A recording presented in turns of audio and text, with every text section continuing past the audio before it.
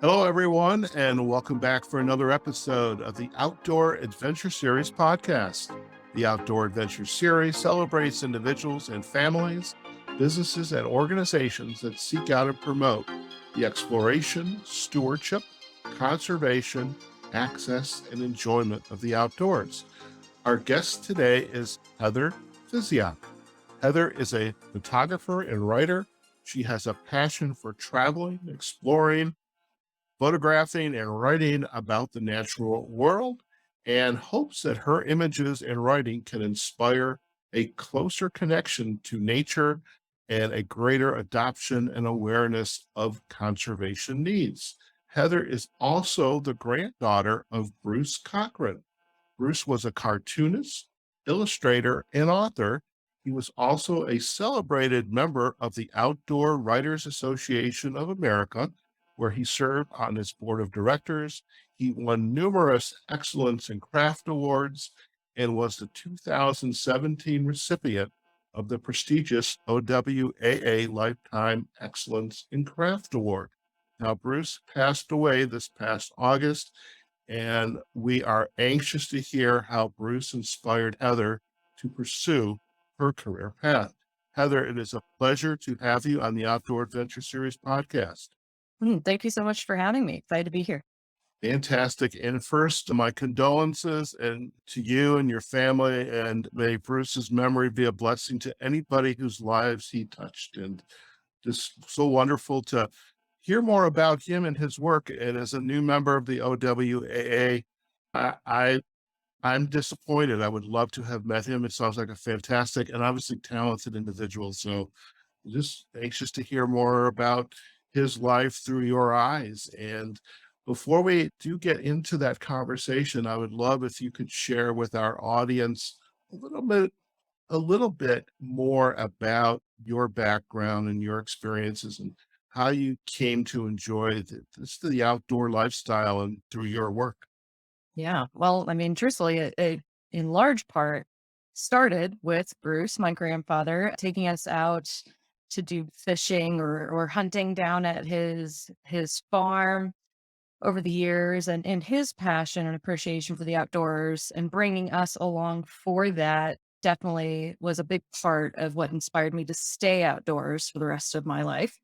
And that's just always appealed to me in general, just wildlife and animals in general, since being a little kid and caring about the environment since a little kid has always just drawn me in. And I think on the subject of Bruce, his ability to bring his creativity to that and connect his passion for the outdoors and for wildlife and conservation with his creativity was super inspirational. It took me a little bit longer to arrive at that connection that he did much younger in his life, but he sort of showed me that it was possible.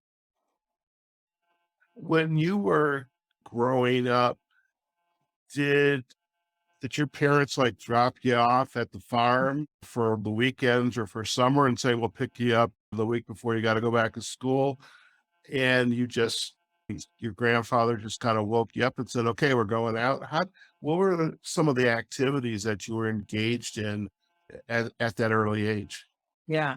It was a lot like that. I mean, I was very fortunate that my brother and I, we grew up near our grandparents. And so it was very common for us to spend a weekend with them, stay over at grandma and grandpa's house, or they would pack us up in the car to head out to Mavis's pond to do some fishing and hiking around the pond to see what was going on there.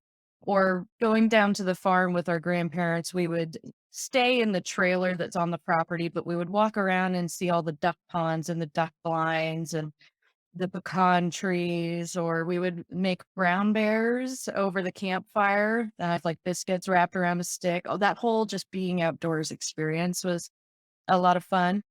Also, just as a kid, I was frequently headed out the door with my friends to play around in the woods or explore the creek near our house, and just kind of getting into outdoor mischief. It was kind of a way of asserting our independence as little kids within safe boundaries to go out and play outside.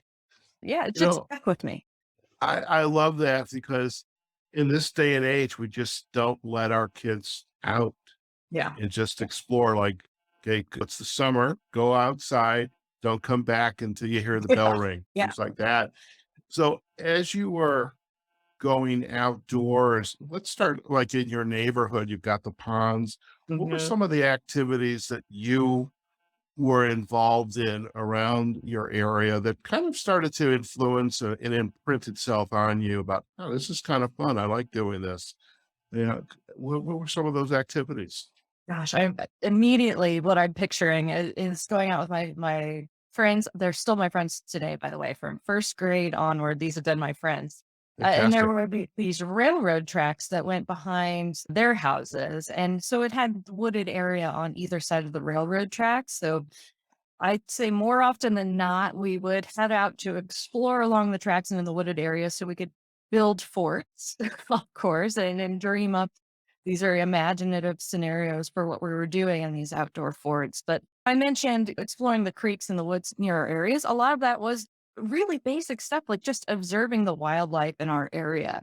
I remember I had like a bird watching book that someone had given me as a kid. So I would go out and I would take notes on the robins and the blue jays or the Canada geese in Kansas City. And those are so common here that it doesn't seem all that exciting, maybe to an adult who's seen a lot of geese and a lot of robins. But as a kid, it's just teaching you to be really present in nature and observant of the things that are around us and realizing that that nature is in your own backyard. So I think more than specific activities, it was just existing in nature and being comfortable in that environment and being observant and present of the certain with the things that are around us that made the biggest impression.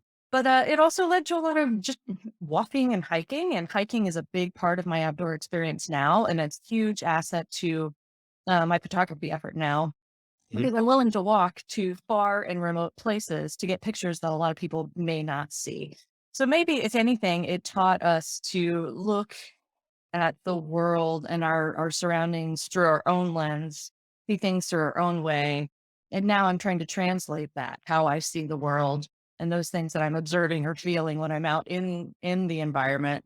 Now I'm trying to communicate through my writing and my photography, so other people who can experience that too, who may not be able to get there themselves. And today, 2022, I had to think about that. I was still in 2022. The year's going by very Yours. fast. When you go outside today, how much has changed in your environment Mm. versus when you were growing up? And the reason I asked that, I grew up in Michigan, in a Mhm. suburb north of Detroit, and I vividly remember our backyard was a field, and the next thing houses are being built. And in Oak Park, we had some woods so we could go and explore, but you had to drive quite a distance to get out to a county metro park or a state park. And I'm curious how much has changed in your area since you grew up. Yeah. Well, I grew up in a blue collar suburb south of Kansas City. And as a kid, everything feels bigger. When I go and look at it now, everything seems much smaller than I seem to remember those woods and those railroad tracks and those fields looking when I was much younger. Where I grew up in Grandview, which is south of Kansas City, I felt like the I don't feel like it has actually changed dramatically in that immediate vicinity. It's more like zooming out and looking at our whole community, our whole metropolitan area where I really see the change that's happened over the last several decades. I think with it's kind of hard because Kansas City is a really beautiful, balanced community, I think, where there's this balance between the residential life and the city life and the outdoors. And I don't feel like it's changed dramatically in volume one way or the other. I don't feel like cities have taken over our outdoor spaces, but I am seeing this sort of renewed energy around our green spaces and around our natural resources like the rivers and the creeks and things like that. I think we have a long way to go to really protect those areas and create more of those green spaces that our community needs, especially in underserved communities where there's not a lot of green space, even though science says that that's such an important part of people's well being, or there's not enough shade in those areas. So I guess what I'm saying is things have not changed all that dramatically from when I was younger, where I grew up, but I see very specific areas where I think we should change and where I hope that I will see us change headed into the future. But that requires effort to put in those green spaces and create that kind of exciting outdoor exploratory experience that I had as a kid for more parts of our community. I hope that everybody can have an experience like I had growing up, and that it will inspire more people to get out in the outdoors and do good things about it and with it.